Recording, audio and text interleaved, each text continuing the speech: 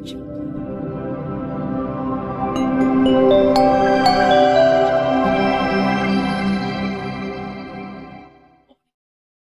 tassa bhagavato arahato sama sambuddhassa. Namo tassa bhagavato arahato sama sambuddhassa. Namo tassa bhagavato arahato sama sambuddhassa. Dharaca mahantaca ye bala ye ca pandita sabbe macu wasang yanti sabbe macu parayana ti. Terpujilah Sang Bhagawa yang Maha Suci, yang telah mencapai penerangan sempurna, baik muda ataupun tua, tak peduli apakah mereka dungu atau bijaksana, terjerat oleh kematian, dan semuanya bergerak menuju kematian. Samyutta Nikaya 578.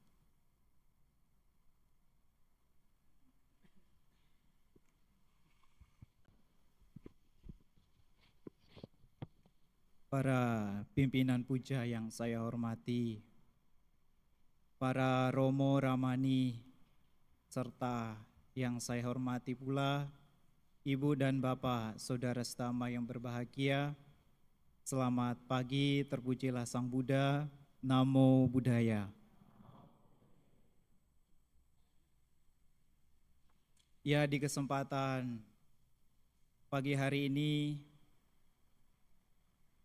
kita memiliki satu kamawipaka, bisa berkumpul dan bertemu di Dhammasala ini. Di kesempatan ini juga Ibu dan Bapak Saudara setama datang ke wihara untuk memperkokoh keyakinannya. Di samping itu juga Ibu dan Bapak Saudara setama mengulang kembali khotbah dari Guru Agung kita Buddha Gotama. Juga di kesempatan ini Ibu dan Bapak Saudara setama dapat mendengarkan kembali uraian-uraian Dhamma yang telah disampaikan oleh Guru Agung kita Buddha Gotama. Ibu dan Bapak Saudara setama yang berbahagia, pada kesempatan ini Bante membawakan topik atau judul kematian atau meninggal dengan tidak wajar, di manakah dilahirkan? Ya, Ibu dan Bapak Saudara setama yang berbahagia, kematian datang kapan saja dan tidak memandang usia, umurnya, tidak memandang statusnya, tidak memandang baik dan buruknya orang. Juga kematian tidak bisa kita prediksi kapan itu terjadi di dalam diri kita. Semua yang ada di dalam kehidupan ini pasti akan berubah. Ibu dan Bapak Saudara setama yang berbahagia, ketika seseorang meninggal dengan tidak wajar, meninggal dengan tragedis, atau meninggal dengan kecelakaan, meninggal dengan tabrakan. Mengetahui peristiwa tersebut, kadangkala ada seseorang berpikiran, orang yang mengalami kematian dengan peristiwa tersebut nantinya pasti akan mengalami kematian dan terlahir di alam menderita atau di alam peta. Atau mungkin ia akan terlahir di alam antu gentayangan. Tetapi apakah demikian benar? Ya tentu saja tidak, Ibu Bapak Saudara Setama. Kenapa bisa tidak? Nah, sekarang kita harus bisa melihat. Melihatnya di mana? Kita harus bisa melihat terjadinya peristiwa tersebut tidak hanya di alam manusia saja, tetapi di zaman Sang Buddha juga ada peristiwa yang demikian. Nah, cerita ada suatu ketika, ada sebuah cerita di zaman Sang Buddha, yang dimana cerita ini adalah cerita yang dipertanyakan oleh Mahanama, seorang perumah tangga yang bernama Mahanama. Seorang perumah tangga yang bernama Mahanama ini adalah merupakan sepupu dari Sang Buddha. Mahanama ini ketika itu yang memang Sang Buddha ada pada waktu itu di dekat Kapilawastu, dia selalu mengunjungi Sang Buddha setiap sore. Kenapa tidak setiap pagi, kenapa tidak siang kok sore? Ya karena memang perumah tangga bernama Mahanama ini dia bekerja, sehingga di sore hari baru dia bisa bertemu Sang Buddha. Nah, ketika ia bertemu dengan Sang Buddha, karena setiap hari dia selalu pergi mengunjungi Sang Buddha, ya. Ketika dia mengunjungi Sang Buddha, Mahanama dan Sang Buddha melakukan perbincangan, ya. Melakukan perbincangan atau Mahanama ini mendengarkan dhamma dari Sang Buddha. Nah, setelah Mahanama ini berbincang dan mendengarkan dhamma dari Sang Buddha, ia selalu pulang di saat sore hari, ya, mau menjelang malam begitu ya. Selalu seperti itu terus. Kemudian ketika Mahanama ini pulang ke Kapilawastu di sore hari yang sangat sore sekali, ia seringkali menemukan apa? Ya, ia selalu seringkali menemukan gajah liar, ya, bahkan kuda liar. Bahkan juga ia sering menemukan kereta yang berjalan sangat kencang sekali. Nah, kemudian dia berpikir, ya, berpikir dan bertemu Sang Buddha. Ia bertanya kepada Sang Buddha ketika ia bertemu dengan Sang Buddha. Sang Bagawa, suatu ketika kalau saya pergi mengunjungi Sang Bagawa dan ketika saya pulang, saya mengalami peristiwa yang seringkali saya temukan, yaitu seperti gajah liar, kuda liar, dan kereta yang berjalan sangat kencang sekali. Sewaktu-waktu kalau saya meninggal dengan peristiwa tersebut, di mana saya akan dilahirkan? Yang karena memang Mahanama ini awalnya itu adalah dia sangat besar sekali keyakinannya terhadap Buddha, Dhamma, dan Sangha. Nah, ketika menemukan peristiwa tersebut dan mengalami kejadian tersebut, keyakinannya terhadap Buddha, Dhamma, dan Sangha itu kurang karena mengalami ketakutan terhadap peristiwa tersebut. Lantas sehingga Mahanama mempertanyakan hal demikian. Ibu bapak saudara setama. Dan hingga pada akhirnya Sang Buddha menjawab pertanyaan dari Mahanama ini. Sang Buddha mengatakan, jangan takut. Sang Buddha mengatakan jangan takut ya. Kalau seseorang ketika mengalami peristiwa tersebut, mengalami kematian dengan diinjak oleh gajah liar, atau diinjak oleh kuda liar, atau ditabrak dengan kereta, ketika itu terjadi kemudian batinnya berkembang,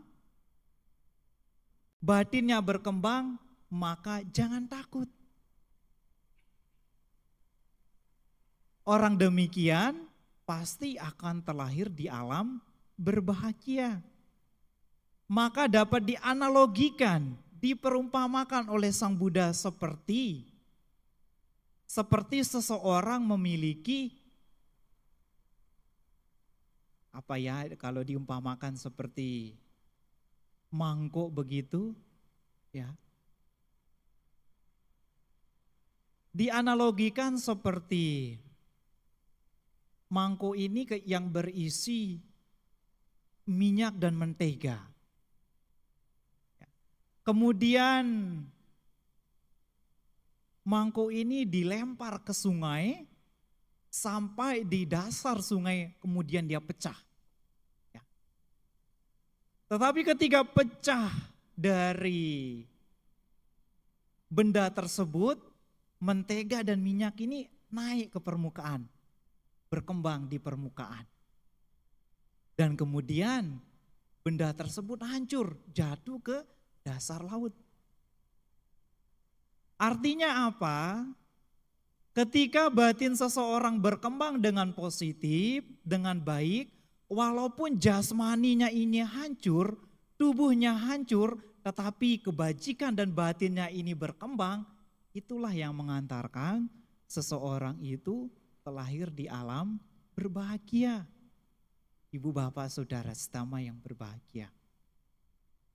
Maka Guru Agung Buddha Gotama memberikan wejangan dhamma, poin dhamma kepada Mahanama itu, kepada seorang perumah tangga bernama Mahanama itu oleh Sang Buddha, yang patut memang kita jadikan sebagai panduan, yang patut kita jadikan sebagai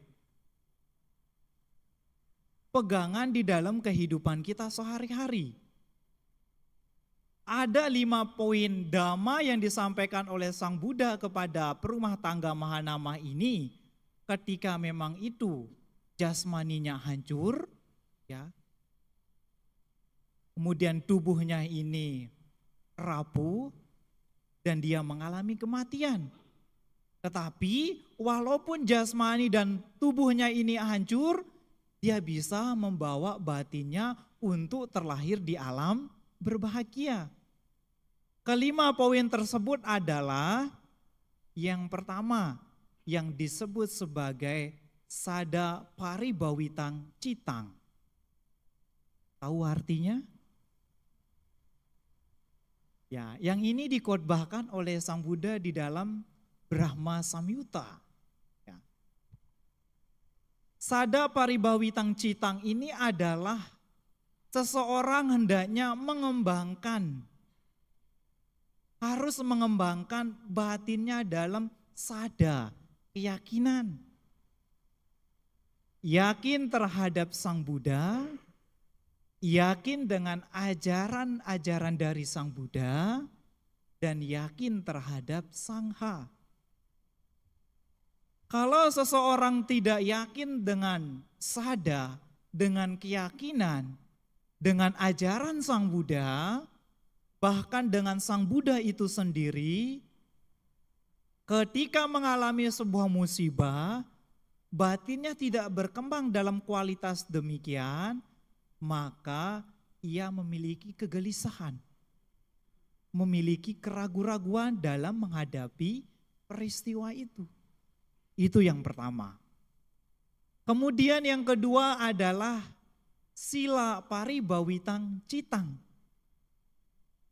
Hendaknya seseorang harus mengembangkan diri di dalam praktik sila atau moralitas. Ketika seseorang berkembang batinnya di dalam sila, di dalam moralitas, maka ketika ia menghadapi sebuah kematian akan tidak memunculkan pikiran yang sifatnya kejahatan, yang sifatnya dapat merugikan diri sendiri bahkan orang lain. Itu muncul ketika seseorang mengembangkan sila paribawitang citang. Hendaknya seseorang mengembangkan dirinya di dalam sila ibu bapak saudara setama. Itu yang kedua. Kemudian yang ketiga, hendaknya seseorang mengembangkan dirinya di dalam pengetahuan. Suta paribawitang citang, berkembang di dalam dhamma. Ya tentunya kita harus mengembangkan batin kita di dalam ajaran-ajaran Sang Buddha yang sifatnya hal-hal yang positif, ya, yang sifatnya membawa manfaat di dalam diri kita dan juga membawa perkembangan di dalam kematangan, kemanfaatan di dalam batin kita. Ya tentu salah satunya adalah dhamma ajaran Sang Buddha itu sendiri. Kalau kita tidak memiliki pengetahuan di dalam dhamma, maka bagaimana cara kita memiliki dan mengembangkan suatu kualitas batin kita tanpa kita memiliki suatu pengetahuan di dalam dhamma? Karena dhamma ajaran Sang Buddha itu sendiri yang beliau sudah berikan jalan kepada kita, yang beliau sudah memberikan, yang sudah menunjukkan kepada kita, yang sekarang hendaknya harus kita memilih, yang hendaknya kita harus berjalan di jalan yang dhamma. Dhamma ajaran Sang Buddha itu tidak mudah untuk beliau temukan ibu bapak saudara setama. Beliau mencari, beliau menemukan dengan berbagai usaha, berbagai cara yang nantinya pada dasarnya ini akan membawa suatu kualitas kemajuan pada semua makhluk yang ada di dunia itu sendiri. Bahkan di dalam mengajarkan dhamma ajaran Sang Buddha yang beliau temukan itu selama 6 tahun itu, beliau mengajarkan dari desa ke desa, hingga dari kota ke kota, hingga dari kerajaan ke kerajaan pada waktu itu. Supaya apa? Supaya umat manusia di dunia itu terlepas dari segala bentuk dukkha atau penderitaan ibu bapak saudara setama. Maka dhamma ajaran Sang Buddha itu yang kita ketahui sekarang yang sebanyak 8.400 kitab suci agama Buddha yang sangat begitu banyak sekali kita dapat pelajari di mana saja, kapan saja kita bisa merefleks kembali, membuka kembali khotbah-khotbah Sang Buddha itu. Di zaman sekarang kita sangat dipermudah ibu bapak saudara setama. Dibandingkan dengan zaman-zaman dahulu, kemana-mana harus bawa buku, ya, kemana-mana harus membuka buku, membaca buku. Kalau sekarang tinggal lihat di gadgetnya ada. Tetapi sudahkah ibu bapak saudara setama mengunduh, mendownload buku-buku dhamma tersebut? Sudah apa belum? Itulah yang menjadi permasalahan di dalam diri kita. Tetapi dibandingkan dengan mengunduh, mendownload buku-buku elektronik, buku-buku yang memberikan pengetahuan tentang dhamma, lebih baik download aplikasi apa? TikTok. Ya Ibu Bapak Saudara Setama, itu nyata ya. Nah itulah Ibu Bapak Saudara Setama yang berbahagia, maka hendaknya walaupun di bandara, dimanapun tempat bekerja, harus diimbangi dengan pengetahuan dhamma. Harus memberikan pondasi ketika kita melakukan apapun. Supaya apa? Apa yang kita kerjakan itu, dan ketika kita melakukan suatu perbuatan yang memang itu mengarah pada sesuatu yang tidak membawa manfaat di dalam diri kita, karena atas dasar dhamma kita tidak akan bisa melakukannya. Itulah Bapak Saudara Setama. Nah maka hendaknya seseorang harus mengembangkan dirinya di dalam Sutta Paribhawitang Citang, Ibu dan Bapak Saudara Setama. Itu adalah yang ketiga. Kemudian yang keempat adalah hendaknya seseorang harus mengembangkan dirinya di dalam kedermawanan. Caga Paribhawitang Citang. Ya. Hendaknya seseorang mengembangkan kedermawanan di dalam mengembangkan kualitas batinnya. Ya. Maka ketika ia meninggal, mengalami sebuah peristiwa, ketika waktunya kematian ajal tiba, maka dengan tidak keraguan-raguan, maka dengan tidak kegelisahan, maka dia bisa melepas, dia tidak melekati Ibu Bapak Saudara Setama. Lantas ketika dia meninggal tidak dibebani dengan kemelekatan, dengan kekikiran yang dia miliki. Maka ketika seseorang mengembangkan kualitasnya dengan caga Paribhawitang Citang ini, maka hendaknya waktu itulah seseorang dengan mudah memberi, dengan mudah berbagi, tidak pelit dan tidak kikir. Karena pelit, karena kikir itulah yang membawa suatu kemelekatan di dalam dirinya, hingga ketika dia meninggal belum bisa melepaskan segala apapun yang ia miliki. Sehingga terbebani di dalam ketika ia mengalami peristiwa, mengalami kematian. Membawa kemelekatan di dalam dirinya. Itu yang keempat Ibu Bapak Saudara. Kemudian yang kelima apa? Panya Paribhawitang Citang.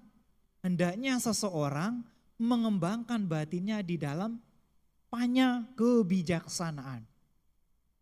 Ketika seseorang mengembangkan batinnya dengan pengetahuan, dengan kebijaksanaan, ya, melihat segala sesuatu itu yang terjadi di dalam diri seseorang, ya, karena memiliki suatu kebijaksanaan di dalam dirinya, mengetahui bahwa tubuh ini hancur, mengetahui bahwa jasmani juga hancur dan mengalami kematian, dan pasti akan kematian terjadi, tetapi hal demikian ia ketahui bahwa itu adalah akan mengalami suatu perubahan, anicca Ibu dan Bapak Saudara Setama.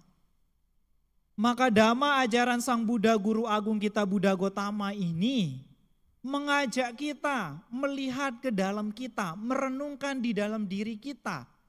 Baik kepada para biku, baik kepada para perumah tangga, hendaknya seseorang merenungkan di dalam dirinya. Aku wajar mengalami kematian dan aku tidak mampu mengalami kematian. Marana damumhi maranang ana tito.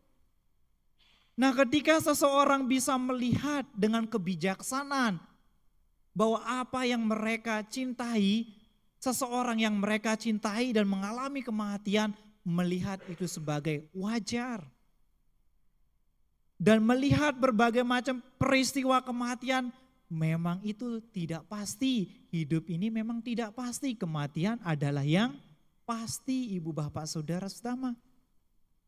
Nah itulah Ibu dan Bapak Saudara Setama yang berbahagia, yang diberikan oleh Guru Agung kita Buddha Gotama kepada seorang perumah tangga yang bernama Mahanama, yang hendaknya dijadikan sebagai salah satu poin yang kita jadikan sebagai renungan di dalam diri kita, bahwasanya Tubuh kita boleh hancur, jasmani kita boleh hancur, tetapi batin kita hendaknya harus bisa berkembang. Harus bisa mengantarkan diri kita untuk berada di alam, terlahir di alam yang berbahagia, Ibu dan Bapak Saudara setama. Bahkan ketika seseorang memperdalam dirinya di dalam pengetahuan yaitu dhamma itu sendiri, maka seseorang itu ketika mengalami kematian, dia bisa saja terlahir di alam berbahagia, di alam-alam bisa mencapai tingkat kesucian. Baik itu Sotapanna, Sakadagami, Anagami, dan Arahat.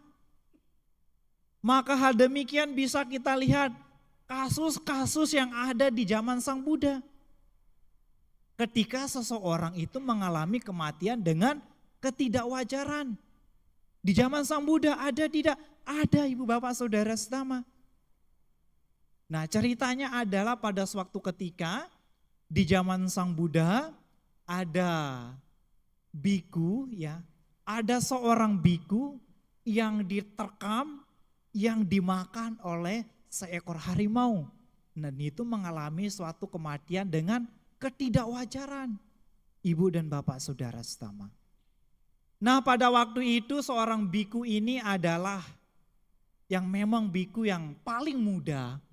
Pada waktu itu mereka berdiam di salah satu hutan, dan memang pada waktu itu mereka berdiam di hutan menghabiskan waktunya selama masa wasa, selama waktu musim hujan. Mereka di sana bersama di kelompok 30 biku, yang salah satunya biku tersebut, biku yang paling muda.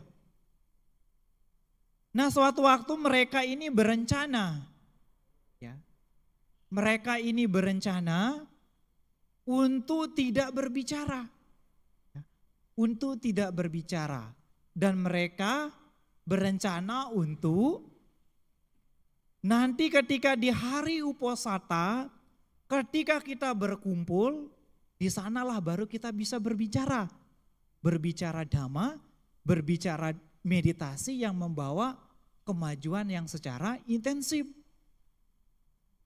Nah, setelah itu terjadilah Uposatha, beberapa kali Uposatha, mereka melihat kenapa para biku ini semakin berkurang. Apa yang terjadi? Hingga akhirnya mereka berpikir dan mengetahui ternyata para biku sebagian dimakan dan diterkam oleh harimau. Nah, pada waktu itu Ibu dan Bapak Saudara setama, mereka berencana lagi. Ketika ada suatu peristiwa yang terjadi, maka hendaknya kita harus teriak, harus minta tolong, ya, supaya mendapatkan pertolongan dari biku-biku yang lain. Nah, suatu kali Ibu Bapak Saudara setama, biku yang paling muda ini diterkam oleh harimau, dimakan oleh harimau, dan kemudian ia teriak, ia minta tolong. Akhirnya para biku yang berdiam di tempat di dalam kutinya itu mereka keluar. Mereka keluar untuk menolong biku yang muda tersebut. Tetapi nyatanya biku yang muda tersebut sudah ada dalam gigitan harimau itu dan sudah dibawa ke tepi. Hingga akhirnya mereka tidak bisa menolong biku tersebut, biku yang muda tersebut. Nah, karena Ibu Bapak Saudara setama, karena sudah digigit oleh harimau dan dibawa ke tepi, para biku yang berada di bawah tebing ini sudah tidak bisa mungkin lagi untuk naik ke tebing untuk menolong biku tersebut. Ya, pada akhirnya biku yang paling muda itu tidak bisa ditolong, akhirnya dimakan oleh harimau tersebut, Ibu Bapak Saudara setama. Tetapi ketika dimakan dan diterkam oleh harimau itu, biku yang paling muda ini ingat kata-kata Sang Buddha. Ingat kata-kata khotbahnya Sang Buddha, sabdanya Sang Buddha. Beliau mengatakan dan biku yang muda ini mengingat kata-kata dari Sang Buddha bahwasanya tubuh jasmani ini hendaknya jangan dilekati, dilepaskan karena bukan milikku, karena bukan milikmu. Mengingat kata-kata tersebut, ibu bapak saudara setama, karena pada waktu itu biku yang muda ini merasa ketakutan. Mengingat kata-kata Sang Buddha tersebut, akhirnya apa? Membawa batinnya berkembang. Membawa kualitas batinnya untuk berkembang dan terlahir di alam berbahagia mencapai tingkat Sotapanna, ibu bapak saudara setama. Nah maka jangan heran ibu bapak saudara setama yang berbahagia, ketika waktunya seseorang mengalami peristiwa, mengalami kematian dengan ketidakwajaran, mengalami kematian dengan kecelakaan, mengalami kematian dengan tragis, atau mengalami kecelakaan diinjak oleh gajah liar, kuda liar, tetapi pada waktu itu batinnya berkembang dalam 5 kualitas tadi, maka itulah yang akan membawa batin seseorang untuk terlahir di alam yang berbahagia, ya, akan membawa batin seseorang itu untuk terlahir di alam-alam yang berbahagia, ibu dan bapak saudara setama. Maka jangan panik, jangan memiliki suatu argumen ketika seseorang mengalami kecelakaan dengan mengalami kematian dengan kecelakaan, jangan mengambil sebuah keputusan akan terlahir di alam beta, akan terlahir di alam hantu gentayangan. Tetapi kalau seseorang itu memiliki batinnya berkembang dalam kualitas demikian, maka akan memungkinkan bisa terlahir di alam yang berbahagia, ibu dan bapak saudara setama. Maka oleh karena itulah ibu dan bapak saudara setama hendaknya selalu merenungkan kelima kualitas dhamma yang diberikan oleh Sang Buddha kepada seorang perumah tangga yang bernama Mahanama itu, untuk kita jadikan sebagai renungan, untuk kita jadikan sebagai motivasi di dalam diri kita.